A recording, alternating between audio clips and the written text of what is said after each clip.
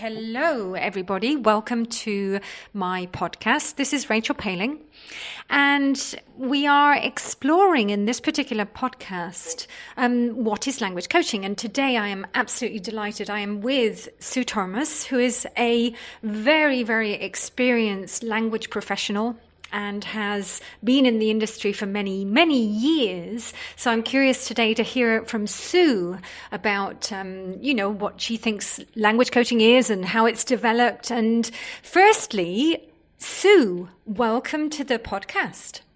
Hello, Rachel. Thank you for having me. Well, I'm delighted that you're here because you do have a lot of experience. And I'd love you just to explain to everybody your experience in the language industry. Okay, I've been an English teacher for about 25 years, and for most of that time, I've actually managed and owned a language school in Paris. So we teach business professionals English because they need English for their jobs. Could be in any sector, tourism, finance, public sector, all sorts of places. But the thing that they all have in common is that they actually need English for their jobs. And Sue, 25 years. What have you, I know it is. What have you experienced as changes in the industry over those 25 years? I think perhaps for me, the biggest change is that even though the French don't believe it, the general level, the basic level, so the level in English that people leave school with, has actually gone up quite considerably in that time. 25 years ago, I and my colleagues were teaching people who were sometimes complete beginners. That's almost never the case now, not for adults who are working or adults who are looking for a job. So that's the biggest difference. So what we're finding now is people who've got sometimes quite good basics, but they don't know how to use it, or they have difficulty using it. Right, that's interesting. And I always say, and I think we've had this conversation before, I always say that nowadays we have eclectic levels. Nobody fits into the A1, A2, B1 to B2 box. We are all sort of with a little bit of mistakes from A2 or maybe elements of C1. I know that's the case with my French. What do you think about that? Yes, absolutely. And it depends what you're testing and what kind of test you do. The French love tests. So we test before, during, after, any kind of training. But, it depends what we're testing. Are we testing can-do levels? Are we testing, do you know the difference between the past simple and the present perfect? And even if they do, very often those tests to see whether people are a certain level are written tests, and they're not, or have a very small oral part. And they're not in situ either. So somebody might be able to answer the telephone in theory, but their can-do level is, oh my goodness, panic, no, I can't do that. Right, yes. And so we have to abide by some of the rules of our clients, testing, paper testing, TOEIC and all the different kinds of tests. But for me, that only is part of the story. Right. Okay, interesting. Now, this podcast is really about the phenomena of language coaching. And there are many, many people calling themselves language coaches nowadays. And really it's about understanding what this is. So what is language coaching for you in general? In general, perhaps I can speak mainly about myself. When I trained as a language coach, I was already a very experienced teacher. And I think that I would have said that when I had a new student in front of me, I would ask them lots of questions about their ability, their needs, their objectives, etc., etc. But training as a language coach made me see that very differently. Asking questions about, okay, so you need English for your work. of course, finding out about their level, the mechanical level, and the things that they need to do, the mastery. But the most important for a language coach is to talk to the person about motivation. Help, not for me to understand their motivation, but to help the student understand their motivation. Because if they really know why they're doing this and what's important to them, then they're going to learn much better. So we have lots of questions like, well, when you get that promotion, how are you going to feel? Right. And I would never have asked those questions before. Right. So I'm hearing, and may we both confess here to our listeners that actually you did train with me right at the beginning of when I first started the training back in 2013. Absolutely, yes. So you were, in fact, one of my first group of neurolanguage coaches in the world. Yes, and I can say it changed a lot for me. It changed a lot for me, the way I manage my team. So not only, teaching English, not only coaching in English, but also the way I helped the people who work for me do certain things. It changed a lot for me when I was with a client. I tell you one thing, Rachel, that changed for me was I accepted silence. Wow. You ask a question and your coachee, well, he doesn't really know how to answer that. So what do we do as teachers? We jump in with the answer. Yes. And, I felt much more comfortable saying, okay, well, just take your time, think about that one. I'm not necessarily talking about a language question, but for example, what difference is this going to make? How long do you see this process taking? What milestones can we set? So sometimes those questions are not very obvious for our coachees, and we just need to give them time. And before I would sort of thought, like, well, he's uncomfortable, he doesn't know what to say, so I'm going to answer. I'm going to give him options. I'm going to tell him what I think he should be thinking. And I don't do that anymore. And I think that's very important to this beginning of the process and probably all the way through. Absolutely. And, I hear this from so many of the people that do the course with me. And it is. I've come to the conclusion that it's about, and I've used this word because it describes for me the state that we should be in as a coach. We should be in an equanimous state. So peaceful, calm, quiet, and giving them the time and space that they need to think. Absolutely. Yes. Fantastic. So I'm hearing that you really had not only, impacts with your clients, but impacts in your life after doing the training. Yes. Right. And yes, it makes you think not only as a trainer, but about certain things in your own life. Yes. Right. And what do you think about the panorama now in the industry, now that we are hearing language coaching much more? I don't just mean neuro-language coaching, I mean language coaching in general. First of all, again, I can only speak for France, but what a lot of French people, whether they be clients or teachers, consider to be language coaching is just simply one-to-one. And that's interesting because, they consider that one-to-one is equal coaching. And I think it's a real shame because lots of people, lots of clients and lots of students, because for me, client and student are not exactly the same thing because I run a school. Yeah. But they can have we mustn't be too snobby about this. They can have a very good experience. Yes. We can't say that those people we can't say that those people who are not trained language coaches do a really bad job, but it's not the same job.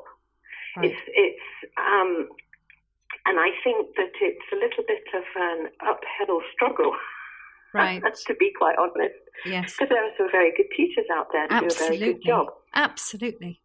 And we come from teaching, you know, Sue, both yes, you and I, we come from that world. Exactly. We are from that, let's say, experienced teacher pool. We were doing this for 20, for me now, 33 years. And for me, it was always that question of, okay, how can we enhance the learning process even more?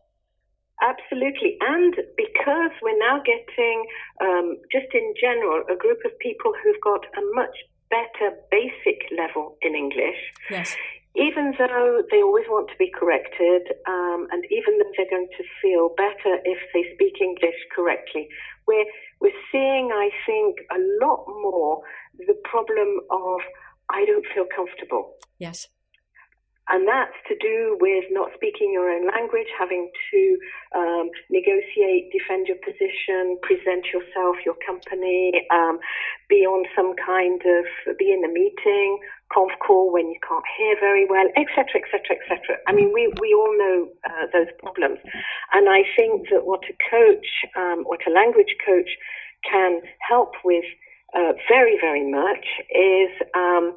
okay, if I do a test, I've got a good level, but I don't feel comfortable. I panic. Yes. And I think that I think it's really important for that person, or it could be very good for that person, to actually work with a language coach. Absolutely. Who's going to help the coachee work that out. Absolutely. And, you know, what we're both saying, I think, is the emotional blocks. Yes. And also it's okay, this is where I am today, this is my level in English, this is the job I do. Okay, so what next? How am I going to go forward? Yes. How am I going to manage this? Yeah. And it's helping that person to find and I think that's an obvious thing as well, helping that person to find their own solution. Absolutely. And sometimes it's quite interesting because it's not one we would ever have thought of. I know. And I always say, you know, our best feedback comes from our clients. Yes. They know most of the time, even though they don't think that they know, they do. And it's just how can we tap into them and their way forward and what they need. And it's listening to them. I think that I listen well, and actually it's something that I'm very interested in as an English teacher, helping people to listen better. But when we train as a coach, that's something that we really do improve on and learn. Yes. We must listen, and we must listen in a different way. Because we don't have all the answers. We have some of the answers. But I think probably in France, this is a little bit of a barrier because the system, the education system is the teacher knows everything and tells the student, whether it's the pupil at school, at university, post back, etc., etc. You know, it's the teacher who transfers their knowledge. Yep. So, of course, sometimes they say to you, well, I don't know. You're the teacher, not me, you know. Yes. I don't know. Yeah, they're so used to it. I think as coaches, we learn how to cope with that because it isn't a good thing to just say, yeah, okay, I know. Yeah, if you want to improve the skills of answering the telephone, this is what we need to do. Yes. Yeah.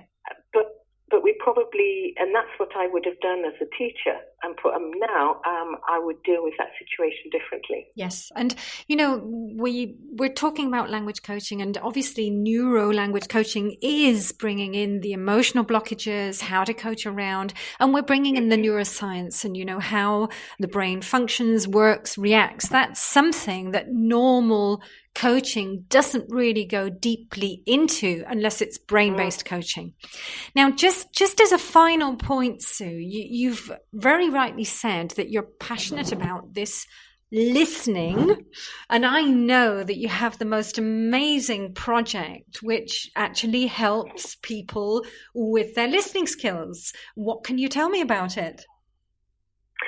It is a French radio, but we speak in English. So it's a radio for French people. Fantastic. And it's the French news. It's general interest subjects that you find on any radio, but that particularly interests the French. Because during the last 20 years of teaching, of course, we ask our students to listen to anything and everything. We've all got our favourites. And very often they do for a little while, or they don't at all. And one of the biggest problems is that the material, the content, is not very interesting for them, because it's not about France, it's not about things that they're interested in. And in actual fact, what we need to do when we're learning a language is we need to look at how we learn our own language. When you learned your own language, presumably English, how much stimulation did you get from baby to 3, before books, before writing, before anything else? Hundreds of hours, presumably. That's right. And in fact, we do learn. Thousands of hours. That's right. Well, we learn first. We listen, then we understand, then we speak, then we read and write. Exactly. Yes. And I think, and we mustn't forget that then what we do in our own language is we don't actually need to hear every word. And I mean hear, not understand. We don't need to hear every word, because our brain actually hears, I don't know what percentage, 90%, 95% of the words, and we fill in the rest as adults. Yes. And this is something that we learn to do, and that's how we learn to listen, and we learn to multitask, we learn to do 3 things at the same time, because our brains don't actually need to hear every word. And I think that when we are speaking or learning a new language, that's a big problem. We do need to hear every word.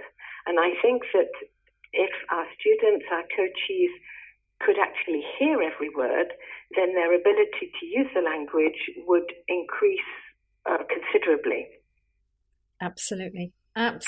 Well, congratulations on that project. I've listened in, and it's absolutely fantastic. And I know that there are some of the Neurolanguage coaches are actually talking about the brain and learning. So absolutely, great. Yes. We have a program at the moment called Enhancing Learning, and it is Neurolanguage coaches who are they have a different piece every week. Fantastic. Can you just give us the address of that so that our listeners can tap in if they want to? Okay, so it's a web radio, and you can either get it on an app on your phone. It's called EnglishWaves.fr, all in small letters, and of course the website is www.englishwaves.fr. Fantastic. Well, Sue, I really want to thank you today for your time and your input. You know, when I speak to mature professionals who have this experience and seen it change over the past 25 years, I'm always grateful that you share that with us, because it's important for us to understand where we come from, where we are, and where we're going with the learning process. Yes. So, Sue, thank you very, very much. Well, thank you very much. Looking forward to seeing you soon in Paris. Okay. Okay, Goodbye. Sue. Thank you. Bye-bye. Bye.